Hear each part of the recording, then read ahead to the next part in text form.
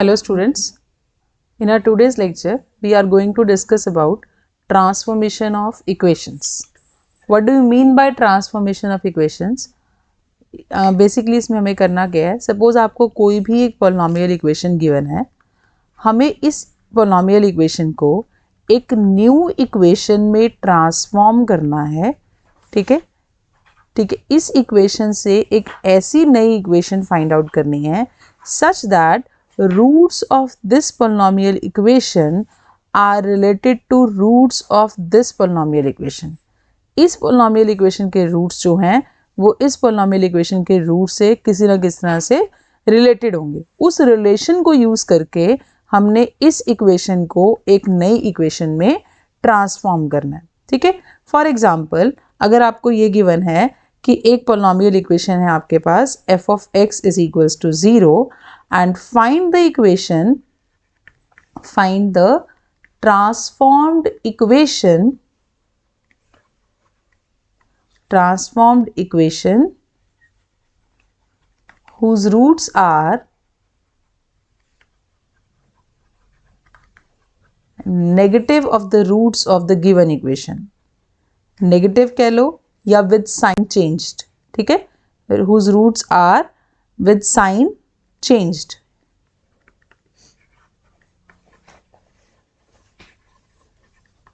Negative of the roots of given equation.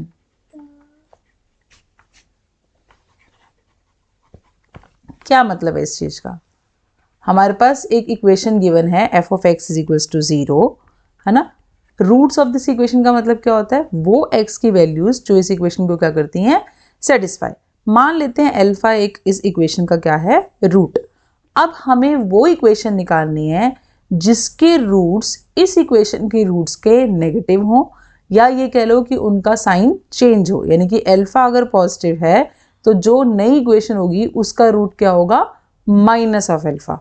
ठीक है, तो अगर ये पॉजिटिव है तो माइनस अल्फा ऑटोमेटिकली नेगेटिव हो जाएगा और अगर ये अल्फा नेगेटिव है तो माइनस अल्फा ऑटोमेटिकली पॉजिटिव हो जाएगा. ठीक है, तो हमें क्या करना है? You have given equation and आपको इसके रूट्स में और जो नई इक्वेशन आपको निकालनी है उसके रूट्स में एक रिलेशन दिया हुआ है.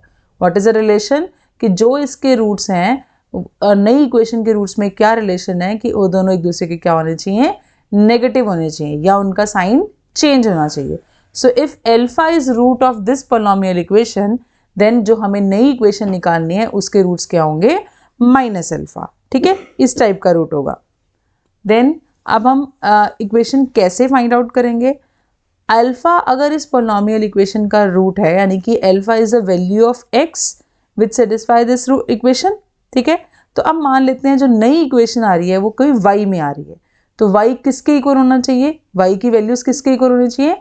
माइनस ऑफ x के. ठीक है, understand this thing very clearly.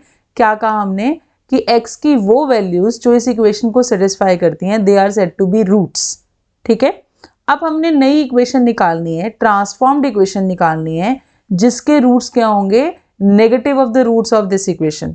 तो x की वैल्यूज अगर इसकी रूट्स हैं तो नई इक्वेशन के रूट्स किस टाइप के होंगे? माइनस ऑफ x टाइप के. और मान लेते हैं नई इक्वेशन हम किस में निकाल रहे हैं? y में.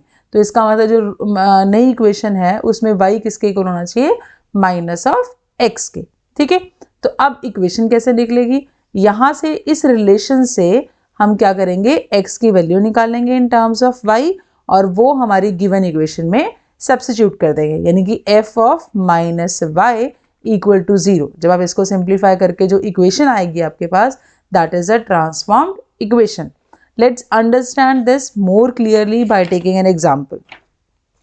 ठीक है, हमारे पास एक क्वेश्चन है. You have to transform this equation x raise to power 5 plus 8x raise to power 4 minus 9x cube plus 13x square minus 12x plus 9 equal to 0 into another equation whose roots are equal in magnitude but opposite in sign to the roots of this given equation. क्या करना है हमें? इस equation से एक ऐसी transformed equation निकालनी है whose roots are equal in magnitude magnitude wise तो इक्वल हूँ इसके, जो इस इक्वेशन के रूट्स हैं, ठीक है, बट ऑपोजिट इन साइन।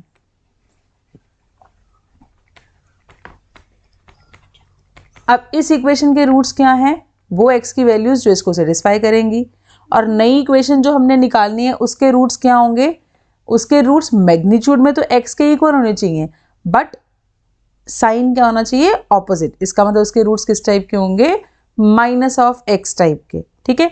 तो we suppose this minus x is equals to y, fine. So अब यहाँ से हम क्या करेंगे, x की वैल्यू निकालेंगे which is equals to minus Y, और इस इक्वेशन में सब्स्टिट्यूट कर देंगे। क्या आएगा, minus Y raise to power 5 plus 8 minus Y raise to power 4 minus 9 into minus Y the cube plus 13 into minus Y the whole square minus 12 into minus Y plus 9 equal to 0, ठीक है। इसको simplify करेंगे तो क्या आएगा, जब minus Y की power odd होगा तो माइनस साइन बाहर आएगा, और जब पावर इवन होगी तो ये साइन प्लस ही रहेगा, ठीक है, साइन सेम रहेगा। तो minus Y raise to power 4 is Y raise to power 4 minus 9 into minus Y cube, ठीक है, तो ये माइनस माइनस क्या बन जाएगा, plus, plus 13 minus Y this square is Y square, and then minus 12 into minus y is plus 12y plus 9 equal to 0. So what is the change in this equation? जो given equation थी हमारी और जो ये नई transformed equation आई, इन दोनों में difference कहाँ आया, देखो coefficients में कोई variation नहीं है, the only difference in sign of some of the coefficients, जो magnitude है वो same है but sign कईयों का change हो गया, like here ऑड पावर थी, कॉफिशिएंट पॉजिटिव था, अब क्या हो गया, नेगेटिव। इवन पावर थी तो जो कॉफिशिएंट था वही रहा, ठीक है। ये पावर ऑड है एक्स क्यूब, तो इसका -9 था तो साइन क्या हो गया, +9।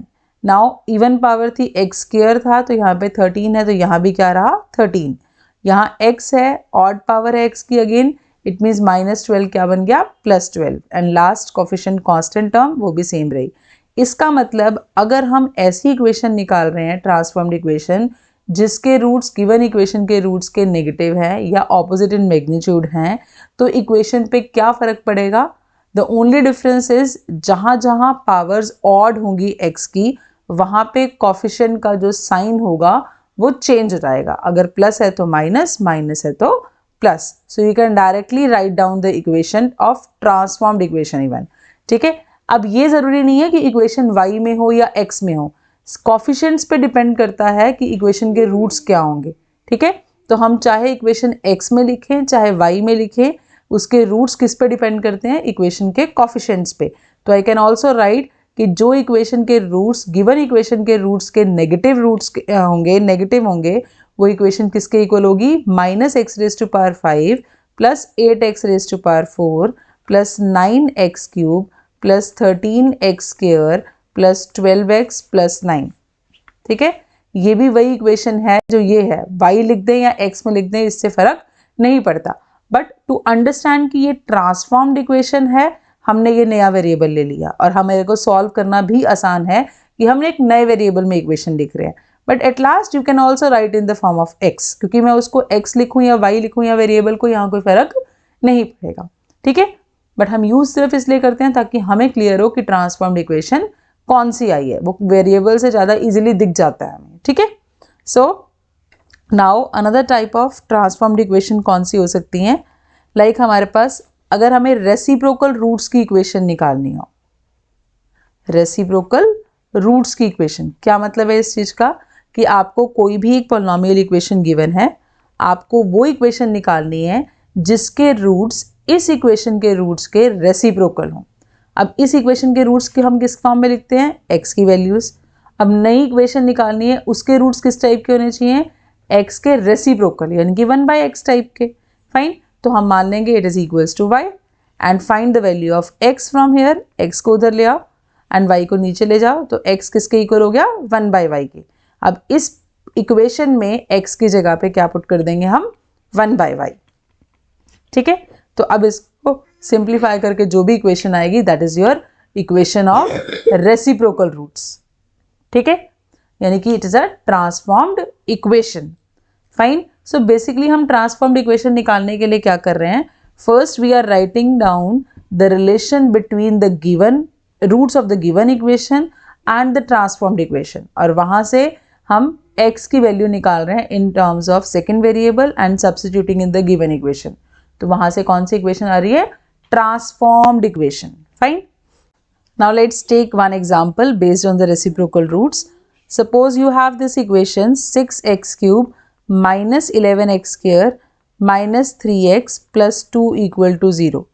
हमने इस इक्वेशन के कॉरस्पॉन्डिंग इसको ट्रांसफॉर्म करना है ऐसी इक्वेशन में जिसके रूट्स इस इक्वेशन के रूट्स के क्या हों, रेसिप्रोकल। अब इसके रूट्स क्या हैं, x की वैल्यूज, तो मुझे वो इक्वेशन निकालनी है जिसके रूट्स क्या हों, 1/x। ठीक है, तो हम 1/x को क्या पुट कर देंगे, y, इट मीन्स x किसके इक्वल आया, 1/y के। Now substitute this value in this equation, we get 6 1/y the cube minus 11 1/y the whole square minus 3 into 1/y plus 2 equal to 0. So now take the LCM. LCM से पहले भी इसको simplify कर लो, it is 6/y cube minus 11/y square minus 3/y plus 2 equal to 0. Now take the LCM. If I take the LCM, what I will get, it is y cube 6 minus 11, y square को y क्यूब से divide किया तो y बचा, y को 11 से multiply, minus 3 into Y square plus 2y cube. I hope you know how to take the LCM and you can solve this. ठीक है, सो फ्रॉम हियर ये y क्यूब इधर जाके 0 हो जाएगा। So we get the equation, I am writing down the coefficient of highest degree first, that is 2y cube minus 3y square minus 11y plus 6 is equals to 0। तो what is the difference between these two equations, एक तो obviously roots का relation है आपस में, but difference कहाँ है, ये देखो, जो यहाँ पर कांस्टेंट टर्म थी वो रेसिप्रोकल रूट्स की इक्वेशन में हाईएस्ट डिग्री टर्म बन गई, एंड जो x का कॉफिशिएंट था वो हमारे पास हाईएस्ट डिग्री से एक कम का कॉफिशिएंट बन गया। इसका मतलब जो x स्क्वायर का कॉफिशिएंट था वो y का कॉफिशिएंट बन गया, एंड जो हाईएस्ट डिग्री टर्म थी वो कांस्टेंट टर्म बन गई। इसका मतलब अगर मैं डायरेक्टली लिखना चाहूँ रेसिप्रोकल रूट्स की इक्वेशन, तो हाउ कैन आई राइट, जो कांस्टेंट टर्म है वो हमारी हाईएस्ट डिग्री कॉफिशिएंट बन जाएगा। ठीक है, इससे पहले भी हमें एक चीज़ का ध्यान रखना है कि हमारी जो इक्वेशन होनी चाहिए वो कंप्लीट इक्वेशन होनी चाहिए। कंप्लीट इक्वेशन का मतलब हाईएस्ट डिग्री से लेकर कांस्टेंट टर्म तक सारी टर्म्स उसमें होनी चाहिए। डायरेक्टली अगर आप रेसिप्रोकल रूट्स की इक्वेशन लिख रहे हो तो आपको सबसे पहले जो गिवन इक्वेशन है उसको कंप्लीट इक्वेशन बनाना है। Complete in the sense like X cube is the highest degree of term here, तो एक्स स्क्वायर, एक्स और कांस्टेंट टर्म सारी टर्म्स होनी चाहिए। इसमें बाई चांस सारी टर्म्स हैं, अगर ना हो तो आप कंप्लीट कैसे लिखोगे, जो टर्म मिसिंग है उसके कॉफिशिएंट को 0 लिख लोगे। ठीक है, तो अब ये कंप्लीट इक्वेशन है तो इससे हम डायरेक्टली भी रेसिप्रोकल रूट्स की इक्वेशन लिख सकते हैं। द ओनली थिंग इज जो स्मॉलेस्ट डिग्री कॉफिशिएंट है यानी कि जो कांस्टेंट टर्म है वो हमारी हाईएस्ट डिग्री कॉफिशिएंट बन जाएगा। ठीक है, फिर उससे एक ज़्यादा डिग्री वाला जो कॉफिशिएंट है वो यहाँ पर एक्स स्क्वायर का कॉफिशिएंट बनेगा। फिर उससे एक हायर पावर पे जाओ, that is the coefficient of X, and then उससे एक higher power that is X cube का कॉफिशिएंट यहाँ क्या बन जाएगा, constant term. So this is the equation of reciprocal roots of the given equation. You can see the both the equations are same, चाहे मैं उसको x में लिखूं या y में लिखूं, डजेंट मैटर। हम डायरेक्टली अगर रेसिप्रोकल रूट्स की इक्वेशन लिख रहे हैं तो हम सेम वेरिएबल में भी लिख सकते हैं। ठीक है, और अगर आप इस तरह से सॉल्व करके दिखा रहे हो तो आपको डिफरेंट वेरिएबल लेके ही दिखाना है ताकि वो क्लियर हो कि हमारी इक्वेशन रेसिप्रोकल रूट्स की कौन सी आई है। ठीक है, so now we have done two things, एक वो ट्रांसफॉर्म्ड इक्वेशन निकालना जिसके रूट्स गिवन इक्वेशन के रूट्स के नेगेटिव हो, ठीक है, और एक वो ट्रांसफॉर्म्ड इक्वेशन निकालना जिसके रूट्स क्या हो, reciprocal roots of the given equation. ठीक है, अब हमने दोनों रिजल्ट्स को याद भी करना है ताकि हम डायरेक्टली इनको यूज कर सकें। अगर हम हमारे जो रूट्स हैं वो आपस में किस तरह से रिलेटेड है, negative of the given roots, तो हमारी इक्वेशन में क्या फ़र्क पड़ेगा, जहाँ जहाँ वेरिएबल की पावर ऑड है वहाँ वहाँ हमारे जो कॉफिशिएंट्स हैं उनका साइन चेंज हो जाएगा, और अगर हम रेसिप्रोकल रूट्स की इक्वेशन निकाल रहे हैं तो हमारी इक्वेशन में क्या फ़र्क पड़ेगा, जो स्मॉलेस्ट डिग्री कांस्टेंट टर्म है यानी कि that will be the coefficient of highest degree term, और उसके बाद कांस्टेंट से आगे आगे एक एक पावर जो इंक्रीज करते जाओ और उनके कोफिशिएंट्स लेते जाओ, वो किसके कोफिशिएंट्स बनते जाएंगे, हाईएस्ट से एक एक पावर कम करते जाओ, उनके कॉरस्पॉन्डिंग आप कोफिशिएंट्स लिखते जाओगे। ठीक है, so in this way you can find out the equation of reciprocal roots and roots of the and equation जिसके रूट्स गिवन इक्वेशन के रूट्स के क्या हो, नेगेटिव हो। Fine, so now one more thing is there, you have to find out an equation whose roots are multiple of the given roots। ठीक है, जिसके roots क्या हो, गिवन इक्वेशन के रूट्स के क्या हो, मल्टीपल हो। फाइन, तो वो कैसे निकालोगे, सपोज आपके पास एक इक्वेशन गिवन है F of X is equals to 0 और हमें वो इक्वेशन निकालनी है जिसके रूट्स इस इक्वेशन के रूट्स के मल्टीपल हो। कितने मल्टीपल हो, m मल्टीपल। तो इसके रूट्स किसकी फॉर्म में होंगे, x की फॉर्म में, यानी कि हमारी जो नई इक्वेशन आनी चाहिए उसके रूट्स क्या हो, m इंटू एक्स। फाइन, तो हम क्या करेंगे, will take this is equal to y and we calculate x from here, that will be y by m and substitute in this equation. Fine, तो क्या आ जाएगा हमारे पास, f of y by m is equals to 0। तो यहाँ से जो हमारी सिंप्लीफाई करके फॉर्म करके इक्वेशन आएगी that will be the equation of roots, transformed equation you can say, जिसके रूट्स क्या होंगे, m times the roots of the given equation. So let's understand this more clearly by taking an example. So suppose आपके पास एक equation है x raise to power 5 plus 8x raise to power 4 minus 9x cube plus 13x square plus 12x plus 9 equal to 0। मुझे वो equation निकालनी है जिसके roots इस इक्वेशन के रूट्स के क्या हो, m times.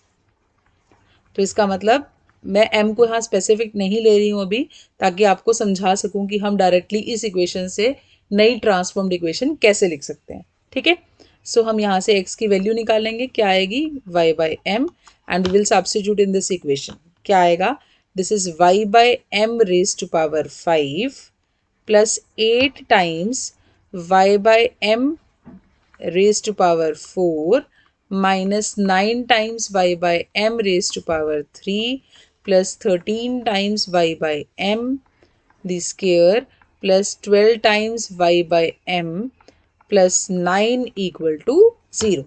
And if I take the LCM, this will be m raised to power 5 because highest degree is m raised to power 5. यहाँ क्या आएगा, y raised to power 5.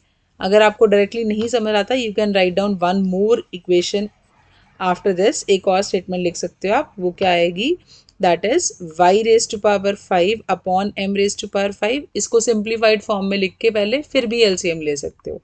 ठीक है, this is minus 9y raised to power 3 upon m cube plus 13y square upon m square plus 12y by m plus 9 equal to 0. Now take the LCM. If I take the LCM, this is m raised to power 5. It is y raised to power 5 plus 8m y raised to power 4 minus 9m square y cube plus 13m cube y square plus 12m raised to power 4y plus 9m raised to power 5 equal to 0। ठीक है, अब ये m raised to power 5 उधर चला जाएगा, तो value क्या बन जाएगी, y raised to power 5 plus 8m y raised to power 4 minus 9m square y cube plus 13m cube y square plus 12m raised to power 4y plus 9m raised to power 5 equal to 0। ठीक है, तो ये हमारी transformed equation आ गई। Fine, and I can write here m raised to power 0। सी, अगर roots को किसी number से मल्टीप्लाई करते हैं, m से मल्टीप्लाई करते हैं, तो ट्रांसफॉर्म्ड इक्वेशन में क्या फ़र्क पड़ता है, गिवन इक्वेशन में जो हाईएस्ट डिग्री टर्म है वो उसमें m रेज टू पावर 0 से मल्टीप्लाई होती है, फिर उससे एक कम power m raise to power 1 से मल्टीप्लाई होती है, फिर उससे भी एक कम पावर m स्क्वायर से, m की एक एक पावर इंक्रीज हो जा रही है, और जो ये कोफिशिएंट्स थे, मतलब जो हाईएस्ट डिग्री टर्म थी उससे एक एक कम पावर टर्म पे हम जा रहे हैं, ठीक है। तो वाई क्यूब के बाद अगर हम वाई स्क्वेयर वाला कॉफिशिएंट देखें तो उसमें भी क्या हुआ, एम क्यूब से मल्टीप्लाई हो गया, फिर नेक्स्ट कॉफिशिएंट में एम रेज टू पावर 4 से मल्टीप्लाई, फिर नेक्स्ट में एम रेज टू पावर 5 से। फाइन। इसका मतलब क्या हुआ, सबसे पहले जो भी इक्वेशन आपको दी हुई है उस इक्वेशन को आप कंप्लीट इक्वेशन लिखोगे। इस केस में भी बाई चांस हमें जो इक्वेशन दी हुई थी वो कंप्लीट थी, ठीक है। कैसे थी, हाईएस्ट डिग्री 5, देन उससे लेसर 4, देन उससे lesser cube, then square, then 1 and then constant, हर टर्म थी इसमें, ठीक है। तो अगर ये इक्वेशन कंप्लीट नहीं है तो पहले इसको कंप्लीट करो और फिर अगर रूट्स को m से मल्टीप्लाई कर रहे हैं तो हाईएस्ट डिग्री को m रेज टू पावर 0 से मल्टीप्लाई, उससे एक कम पावर को m रेज टू पावर 1 से, उससे एक कम पावर को m स्क्वायर से, उससे एक कम पावर को m क्यूब से एंड सो ऑन, ठीक है। तो उससे हमारे पास क्या आ जाएगी, ट्रांसफॉर्म्ड इक्वेशन। फाइन। अब अगर हमें ये कहा हो कि रूट्स को हमने m से मल्टीप्लाई नहीं करना, डिवाइड करना है, इसका मतलब क्या होगा, we can write y is equals to 1/m times x, तो रूट्स डिवाइड हो गए m से। फाइन। जब डिवीजन करनी है इसका मतलब we are multiplying the roots by 1/m। Fine. तो m की जगह पे क्या लिख देंगे, just 1/m। The procedure will be same. और जो हमने किया अभी कि वो इक्वेशन निकालो, ट्रांसफॉर्म्ड इक्वेशन जिसके रूट्स गिवन इक्वेशन के नेगेटिव हो, है ना, उसमें हम m की वैल्यू क्या लिख सकते हैं, in that case if I take m is equals to -1 तो y किसके इक्वल आ गया, -x के, यानी कि गिवन इक्वेशन के रूट्स के क्या होंगे, नेगेटिव। फाइन। इसका मतलब that is a special case of this case. Fine. So let's take an example. You have to multiply the roots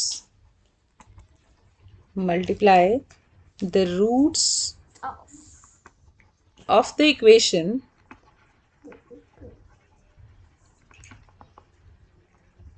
x raised to power 4 plus 3x cube minus 5x square minus 6 equal to 0 by 1/2।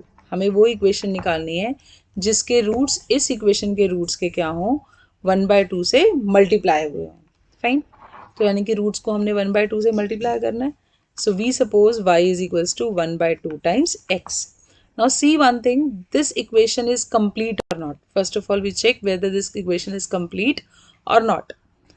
You can see here it's x raised to power 4, फिर cubic, फिर square, but x वाली term नहीं है, तो it's not a complete equation. एक method क्या है कि मैं इस इक्वेशन को कंप्लीट करूं और फिर उसके बाद डायरेक्टली वही मेथड लगाऊं मैंने जिससे आपको बताया था। क्या करें, सबसे पहले दोनों मेथड से क्वेश्चन सॉल्व करेंगे। फर्स्ट हम इस इक्वेशन को कंप्लीट करते हैं। क्या आएगी equation, -5x² plus 0 times x minus 6 equal to 0।